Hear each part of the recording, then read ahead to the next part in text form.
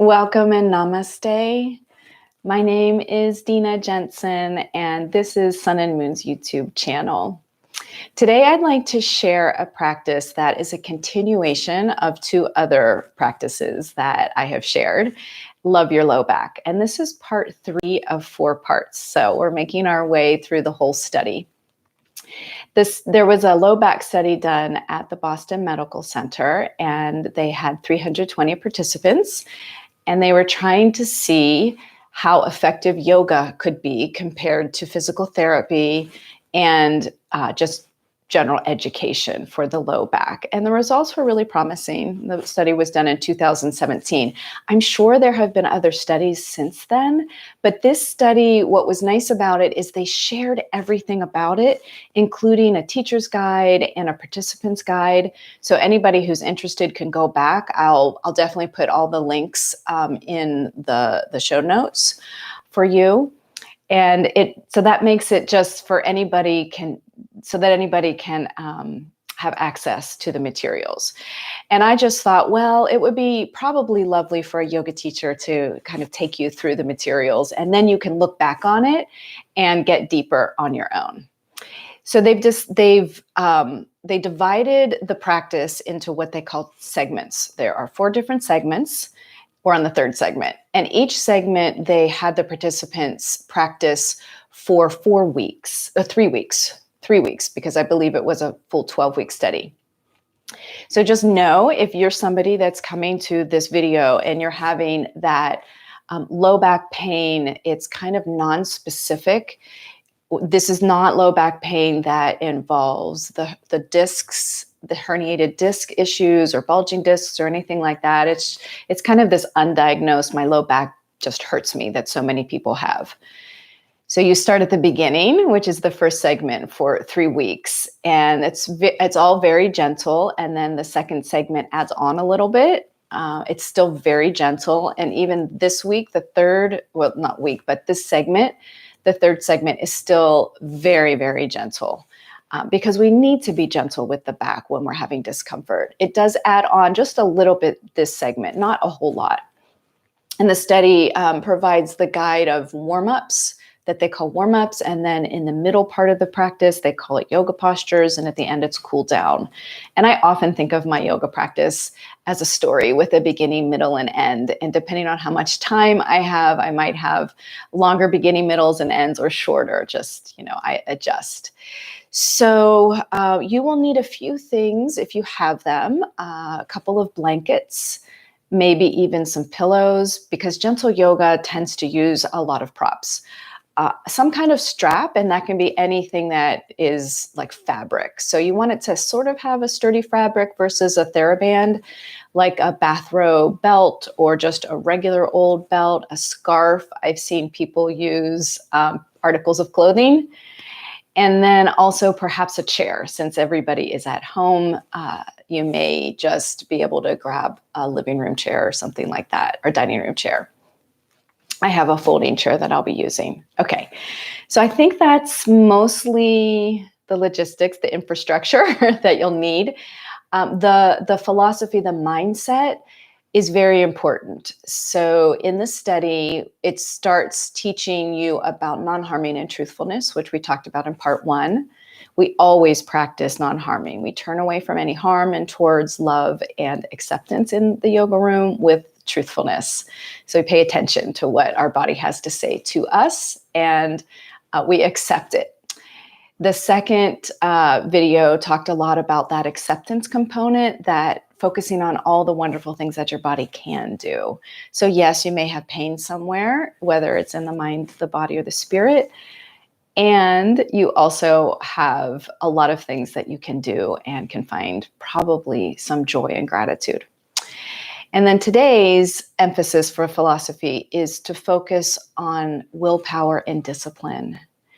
This doesn't mean you're pushing through anything that doesn't feel good. It's recognizing that coming to the mat and doing the practice regularly is going to be the greatest gift that you can give yourself. So the discipline to do the practice and adjust the practice as you need to. But again, this is a very, very gentle practice. Another important component to the study is the focus on the breath. All the breath work is done lying on your back. I will show you how to do it with some props that they recommend, but you can just lie on your back if you don't want to use these props, and focusing on the breath before we begin the practice. So that's the way that they have centered in this particular study. All right, so I hope that you have everything now. We're going to get started. So taking the blankets, if you happen to have them, and sorry, kitty. And folding them or rolling them up so they support your spine. So you could take a blanket that looks something like this and fold it once or twice. And that could be what you lie down on. And your second blanket is something that supports your head that you might roll up a couple of times or fold a few times. This bottom blanket could also be rolled up. So you could take from the long end. Usually, I think I take it from the smooth end when I roll it. Yeah. You could roll this up if that would be better. Probably it might be a little bit bigger. So depending on how thick your blanket is, it will determine how high you are off of the ground. So you can always go a little bit lower by unrolling a little bit. Okay. So we have something that is going to support your spine. In the study, they have you actually sit on the ground and then lie your spine up on the blanket.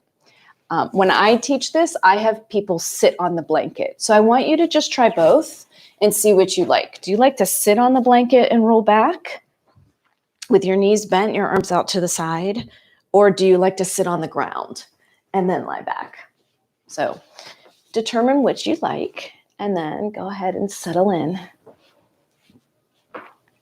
Today's breath work is going to focus on the exhale. I like to put my arms at shoulder height, but you can release the arms down by your side more if that would feel better. Make sure that the knees are bent and your feet are supporting you and grounded. Now begins yoga, the union of your body, your mind, and your spirit or breath. Please begin to feel your natural breath. So just breathing in and out through the nose. Noticing any places in the body where the shape is changing. And then paying attention to the breath in and out, the length.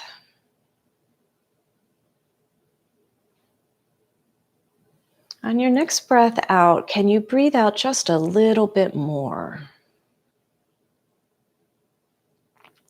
And let the inhale come naturally.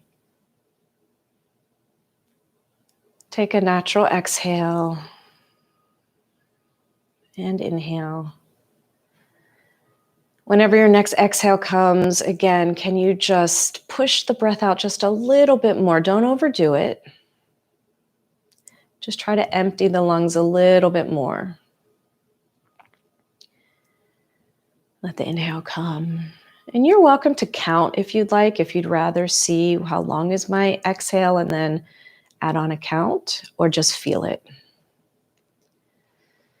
So a few more. You don't need to extend every time you breathe out.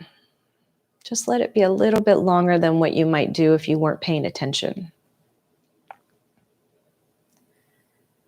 The exhale is associated with our relaxation.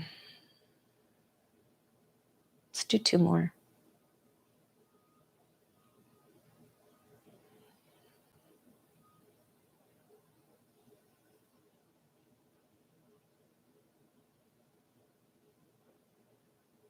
Okay.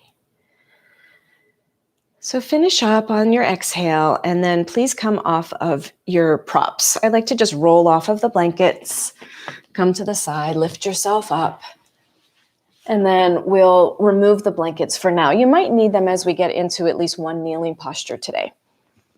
So you can certainly have the blanket nearby. And then come back onto your back bodies and we'll get into the warm-up section. They call the warm-up period. This will be very familiar if you've done the other videos. Okay, so lie back down again with your knees bent. Just relax. We really want to have this relaxation as much as you can in the low back, paying attention to it, accepting it, sending it some gratitude and love. Take a breath in, and when you breathe out, hug one knee towards your chest. Doesn't matter which, it doesn't matter where you hold on to the leg. And then on the inhale, gently step that foot down. Be careful stepping it down. Inhale, exhale, hug the other knee in. On your inhale, step the foot down, and just go back and forth with these steps. Inhale and then exhale, hug one knee in. You're welcome to linger or flow with the breath. On a breath, step the foot down and then hug the other knee. So I like to hug on the exhale, lower on the inhale. Hug the knee on the exhale, lower on the inhale. One more time and then we'll do both. Hug on the exhale, lower on the inhale. You can keep going or breathe in, and on your exhale, step one foot up at a time, but hug both knees to the chest. You can put your hands anywhere on the body, behind the thighs, on the shins, on the front of the knees. And you can stay here and breathe. Focus on that low back. Feel how it's pressing into the ground, giving a stretch. We're trying to get both stretch, mobility, and strength today. If you want to add on some movements and some breath, keep the hands somewhere on the body as you inhale and straighten the arms out a little bit. So the knees drop away, the exhale hugs the knees in, inhale releases, knees to chest pose. Exhale hugs the knees in. These are wonderful things to do before you even get out of bed, especially if you're having the low back discomfort. Hug the knees in on the exhale. Inhale, exhale, one more. Hugging as much as you need or as little as your body wants today. Exhale, hug. And then on your inhale, let's step one foot down, step the other foot down, and we'll get into the twists. So gentle twists here. Step your feet together and your knees together. This is a variation of windshield wipers. Arms are out to your side. Palms up will open up the front chest more. Palms down will give you more stability. So you can explore which orientation works best for you. And also the feet can either be together or they can be apart. Try them together first and see what you think. Take a breath in, and we come into twist usually on an exhale. Let both knees drop to one side. They don't have to drop very far. Maybe even turn your head away. Inhale, come back to center. Exhale, go to the other side. So you can flow with your breath or you can hold. You can flow with your breath to one side, exhale to one side, and then you can go all the way back over on your inhale if you like, or you can pause. So try a little bit of both and see which is working for you, including just holding for a moment and lingering. Gentle twists can feel very, very nice in the low back. And we'll just do one more to each side.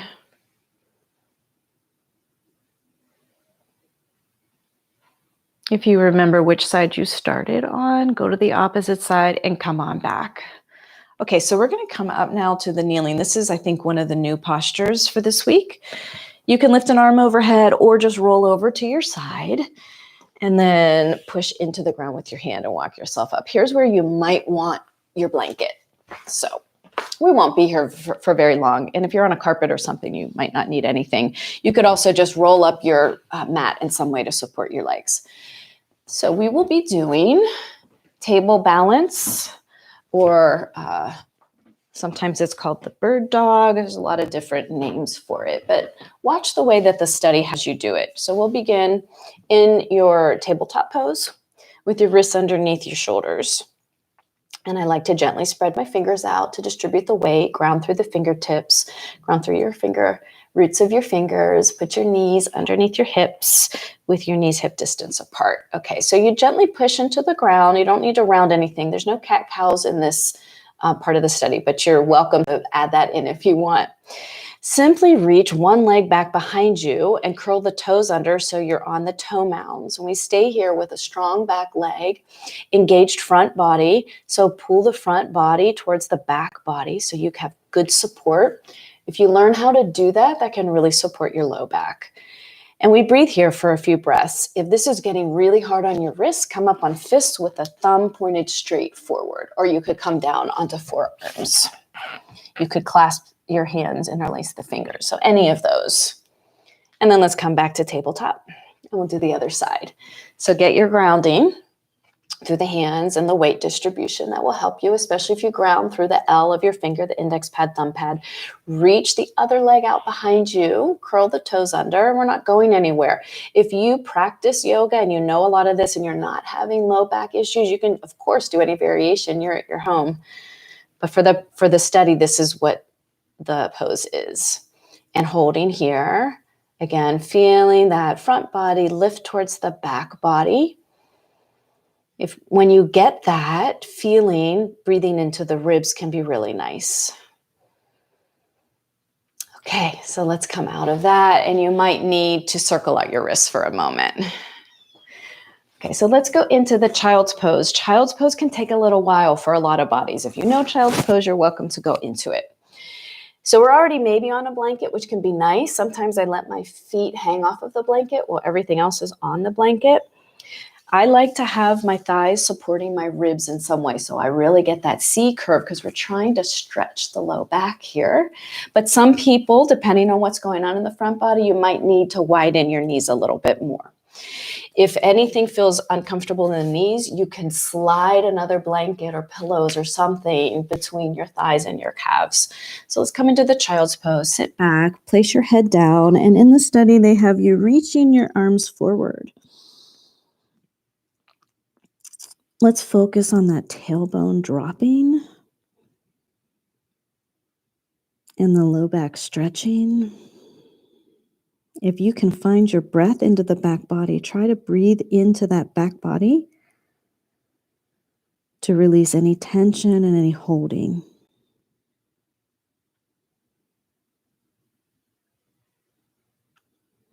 If you can't aim the breath into the back body, it's okay. Just still feel the breath. Let it soothe you. And then walk your hands back underneath the shoulders and just push yourself up with the strength of your arms. All right, so we're going to stand up, however you like to stand up. You can walk your hands back, pop your knees up and stand up, or you can step a foot forward and stand up, or if there's some other way that you like to stand up. This is in the study, they still consider this to be the warm-up period. Taking mountain pose. So finding good posture really helps for low back release. We always begin, of course, with the grounding, feeling the feet, noticing the feet. Legs are neutral, so if you can get your kneecaps pointed straight forward, that may or may not mean your feet are parallel. And ground through the tripod of your foot, feeling the middle of your heel, the pinky side of your toes, the big toe root mound, and really lifting the arches. Feeling some strength in the legs, a lift in the crown of the head, shoulders are relaxed and jaw is relaxed.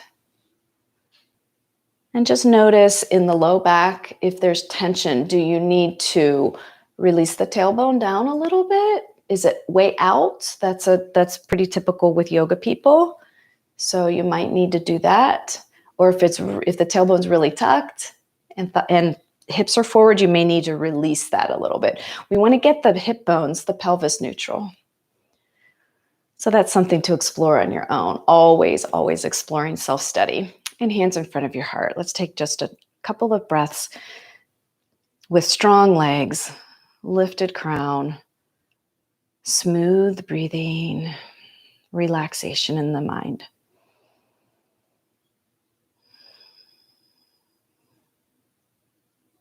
Okay, and the next pose they go into is a shoulder opener. And here you might use a strap if your fingers can't interlace behind you. So I'll show you that. Hold on to the strap. And I think it's nice when you're holding onto the strap to have your wrists and palms facing forward. And you hold onto the strap wherever it's reasonable for you, behind you.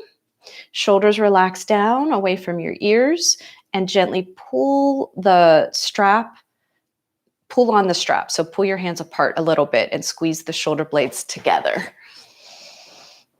So we're broadening in the collarbones without puffing up your low ribs.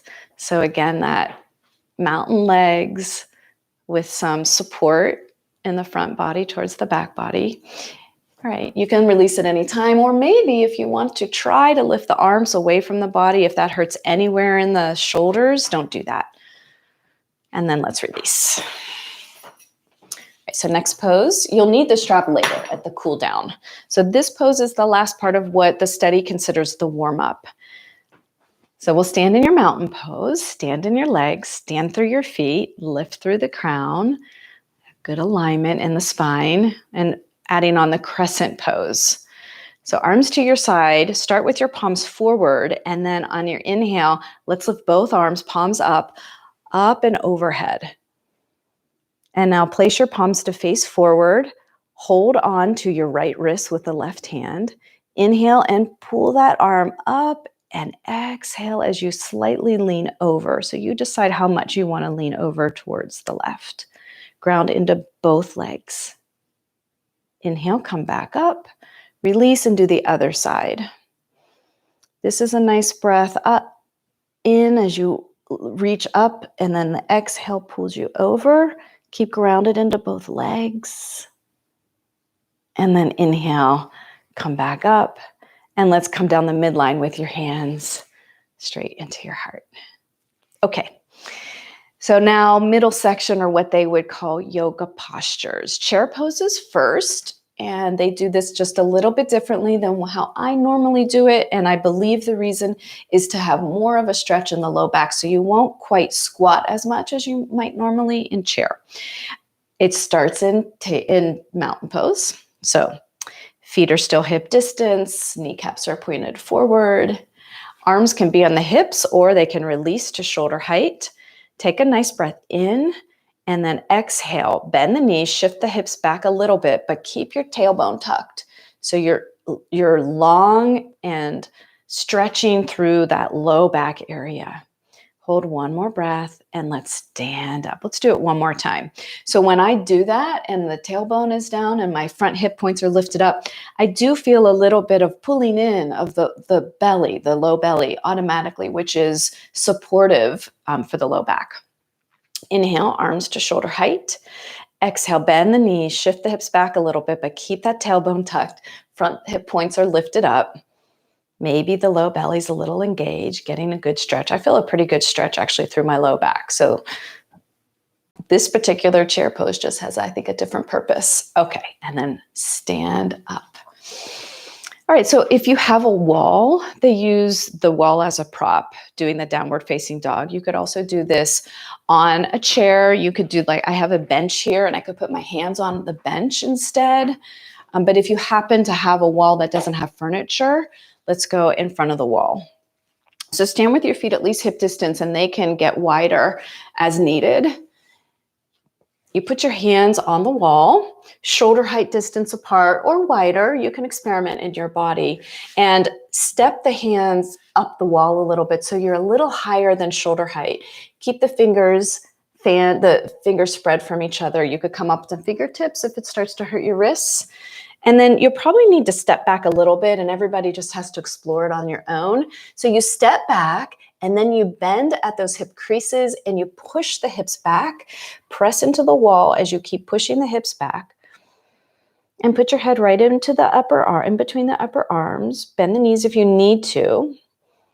And we'll just stay here for a few breaths. So feeling like you're pressing that L of the finger into the wall. You can hug your inner elbow creases towards each other like you're trying to hug a beach ball. Feel your breathing. Down dog at the wall, or wall dog. Couple more breaths. And then we'll come out. Okay, so the next standing pose is triangle pose at the wall. And again, if you would rather just do triangle pose somewhere else, you can do that. But at the wall, you step the feet apart. You need to be able, like a little bit away from the wall so that when you lean forward, you'll be able to touch the wall. So, you'll experiment as you go through that. And then your hip is facing the wall. Whatever leg is closest to the wall, turn that foot, the hip, the knee, all the way down to the foot out to point towards the wall, and then kick out the back heel. So you want kind of a wide stride in between your feet, but it doesn't need to be too wide. Stay grounded in the back leg. Engage this back glute. I like to turn, so the hips are a little bit of a diagonal in most triangle poses, and then I like a little bit of this twist where the shoulders and the ribs turn away from the front leg. And then palms forward. Let's take a breath in and lift the palms to shoulder height, and on your breath out, lean towards the wall and just touch the wall. And you can look towards your hand if you want, you can look forward. Let's take a breath. Keep that back leg really plugged into the ground. Let the energy really pull all the way up the back leg, and then press into both legs, lift yourself up and out. And we're going to turn around and do the other side. So turn yourself around, or if you're not using a prop, go to the other side. So now whatever leg is facing the wall, turn out from the hip all the way down to the foot. Kick out your back foot. Plug in from the heel all the way up the leg into the glute. Keep that anchoring you in this pose. Turn the shoulders and the ribs away from the front leg. Take your breath in, palms forward. Inhale, lifts the arms to shoulder height, and exhale, leans you a little bit towards the wall. So your hand can be on the wall or fingertips on the wall, and the other arm is outstretched. Level with the front arm. You can look forward. You can look towards your hand. Find a breath.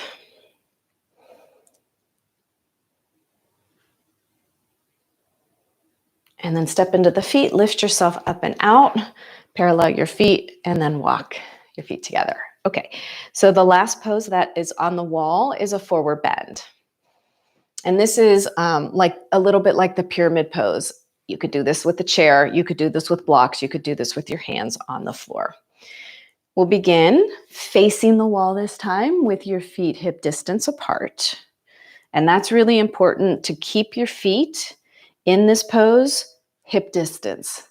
So choose one foot and step that leg back. Keep it on the same line it's still on. Step it back and the toes turn out a little bit. Turn towards the wall. So the wider your feet are from each other, the more your hips can turn to face the wall a little more. Take your breath in, and then you're going to bend at the front leg, that hip crease, bend there, get deep there with a really long, tall spine, and then reach your hands out to the wall. The front knee might need to bend a little bit. Ground into the feet, hug your inner thighs towards each other. Take a good breath in and out. One more breath in. Stay grounded in those feet and out. Maybe bend the front knee, lift yourself upright, and step the back foot forward. We'll do the other side. So opposite foot, and you make adjustments. Do you need to be closer or further away from the wall? Only you know that. Step that other foot back, keep it on the same line. The toes just turn out a little bit. So the hips are a little bit of a diagonal. They can stay there, or just see, does it feel okay if you face more of your torso towards the wall? The breath in lifts the spine. The breath out bends here at this hip crease. That hip pulls back, and put your hands on the wall. Stay grounded through the tripod of both feet. So push the floor away from you. Also hug the inner thighs towards each other. You can feel like the feet are dialing away from each other. See if you can find that energy. Take a breath in and out. All right, so let's come on up, step forward. So the next pose is a twist, and they use a chair for this. You could do a seated twist if you would rather, if you couldn't find a chair. I really think that these seated twists are lovely. You're going to sit facing the side of the chair. So the back of the chair will be to one side. You sit on the side of the chair with your feet grounded. Spine lifts tall. And then on your exhale, turn your torso towards the back of the chair and then put your hands on the chair. Stay grounded in the feet. Lift through the crown of the head and breathe out. Pull the belly towards the spine as you turn into the twist. You might stay here, taking another breath in, tall spine, and the exhale might twist you more. You can look towards the back shoulder or at a diagonal. Feel the breath. And then release on an inhale. So we'll do the other side. You can just turn yourself around, or I'm going to turn my chair around. Grounded feet, lifted crown of the head. Tune into the breath. Inhale, exhale. Use all of your muscles to strengthen them to turn towards the back of the chair. Then put your hands on the chair. Lift strongly through the crown of the head. Inhale, exhale, pulls you around into the twist. Belly stays in to support the low back. Keep breathing in and maybe twisting more if you want on an exhale, or stay right where you are. One more breath in. Shoulders are relaxed. And then inhale, come on back. That's such a nice one. All right, and so now we get down to the ground. And this part is still considered the yoga postures. We'll do Sphinx and Cobra and Bridge Pose. So come on down, however you like to get down to the floor. And you're going to lie on your stomachs. I think that these lying down back bends, there's the wider you can get your legs for most bodies feels a little bit better. So let's have your legs at least hip distance from each other, or maybe even wider than that. Lengthen each leg and then ground through the center of each foot. And we want to have some strength in the legs. So if you can try to feel all of your toenails touching, especially the pinky toenail, and the kneecaps are lifted and your glutes engaged. And then Sphinx pose puts the elbows underneath your shoulders. That might be way too high of a lift for you. So you don't have to keep them underneath the shoulders. You can walk them forward to be a little lower. But I'm going to stay here because this is what the study has. So ground through your legs, lift the kneecaps, squeeze your glutes. Pull the abdomen in slightly so there's support for the low back. And then I like, if you're in an upright Sphinx, to ground through the palms, ground through the forearms. And then imagine I'm trying to pull myself towards the front of the mat. So you might actually see that happen, but you'll feel it. Breathe in. Okay, good. And let's come all the way down to Cobra Pose. So hands walk back underneath the shoulders. Elbows are pointed up towards the ceiling. Squeeze the elbows towards each other. And you can explore where the hands feel best for you, under the shoulders or towards the midrib. Everything is the same in the legs. Lengthen each leg, ground through the feet, lift the kneecaps, strong engaged legs, strong engaged glutes. And then on a breath in, pull the heart forward, lift up without straightening the arms.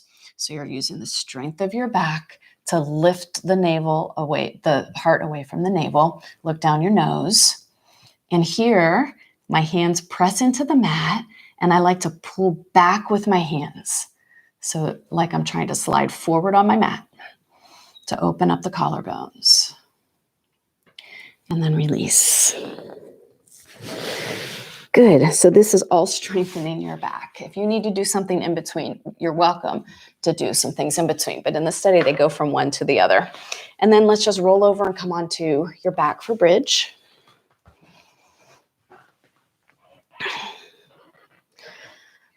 Bridge pose, feet are hip distance apart. Heels are in line with your sits bones. Shoulders are relaxed, shoulder blades down the mat. You stand into your feet. You might step the feet a little bit closer to the body. Arms can be down by your side, palms down for good support, or you can bend at the elbows, fingertips towards the ceiling for robot arms, your choice. So in the bridge, you want to use your glutes and the back of your thighs, the hamstrings, to lift and not the low back. So try to focus on those areas of strength. On your next breath in, step into the feet and use the strength of your glutes and the hamstrings to lift the hips up. You don't have to lift very high. And we'll just pause for a breath in and then release as you come down. Try to roll down vertebrae by vertebrae. Keep the tailbone tucked. Keep the tailbone tucked as long as you can. And then release. Okay. So we'll need the strap. If you could just roll over. If you need to hug the knees in, it's fine to go ahead and hug your knees in. A lot of people do that right after bridge. So let's find your strap. And we'll do, this is considered now the cool down section. So let's do they call it the extended leg stretch pose. We call it the reclined big toe pose. So if you have your strap, we'll do that pose, knees to chest, twist, and then recline cobblers.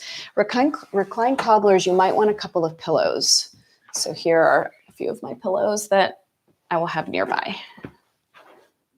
I'll be able to grab those. Okay, so lie back again with your knees bent. And so we're going to, again, stretch through the hamstrings, which can very much release the low back for some bodies. Step one knee into the chest, put the strap around on the arch or around the toe mounds, straighten the leg out. You can slide your hands up or down the strap. So if you walk your hands up the strap, make sure that your shoulders are still on the ground. Shoulder blades are still making some contact on the ground, so your collarbones are broad. And that brings the leg in towards the body more. If you can't get the knee straight, which we really do want to get the straight leg to get the full stretch, then slide your hands down the strap and the leg will automatically start lowering away from the body. So you want to find the place in your body where you feel sensations through the back of the thigh. Some people are going to also feel it through the back of the calf. Lifted foot is bright, slight flex. And just feel your breath. Giving this particular pose some time to do its magic. Every body is different. Some bodies, the tightness in the hamstring contribute to some low back discomfort. This is a very nice way to do a hamstring stretch because your spine is very supported. All right, let's step the other foot in and release the one that was lifted. And have the same level of curiosity. What's going on in this leg? How does it feel? Do I need to slide my hands up the strap or release them down the strap? Tune into the breath, feeling the back of the thigh, back of the calf.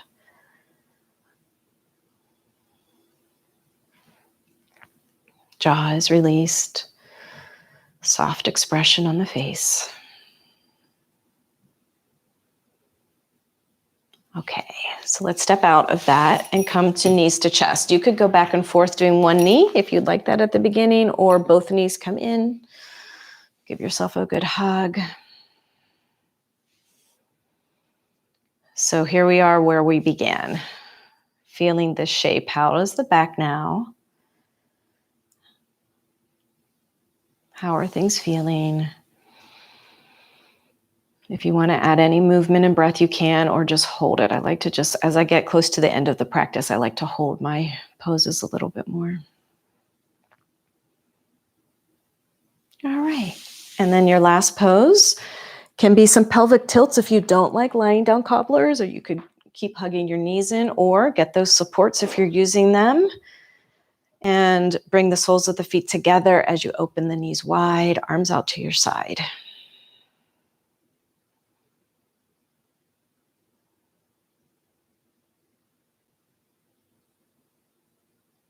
And maybe on an inhale, you feel a little bit of a lift in the abdomen, releasing inner thighs and pelvic floor. And on the exhale, you feel that drop.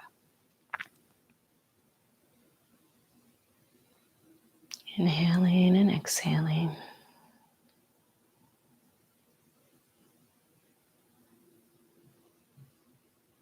So you are welcome to stay right here. I'm actually going to invite you to stay here for more breaths. And then I'd invite you to come into Shavasana, bringing your knees together with your hands and stay there in Shavasana. So knee bent Shavasana is really nice for the low back.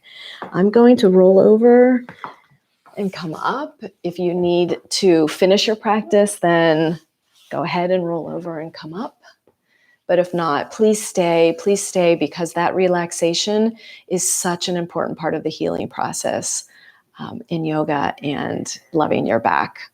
Thank you very much for practicing with me today. Namaste.